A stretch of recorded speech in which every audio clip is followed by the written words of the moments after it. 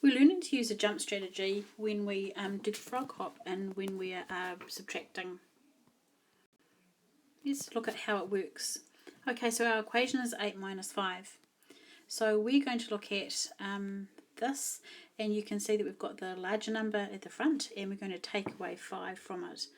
Okay, so we've got our 8 here on our number line. We're going to go minus 1, minus 1, minus 1, minus 1, minus 1. So you can see we've got 1, 2, 3, 4, 5. We've taken away 5 ones, and we've landed on our 3.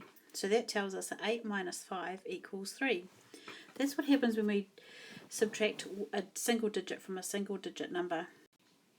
Okay, we're looking here at subtracting a single digit from a double digit number.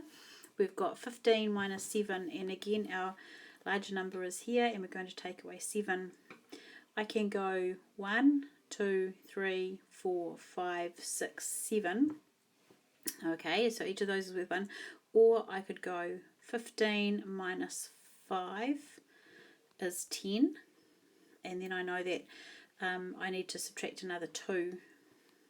And these two numbers here together equal our 7. Okay, so either way it equals 15 minus 7 equals 8.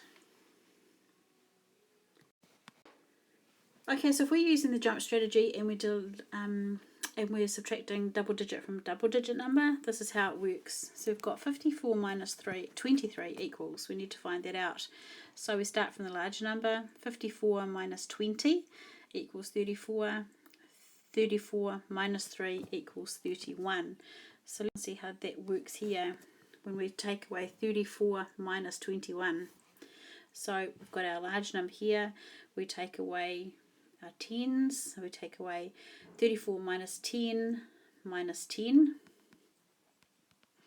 Or I could do minus 20, and that equals 14.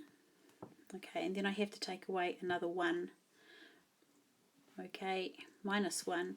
So I've taken away 34 minus 20 minus 1 equals 13.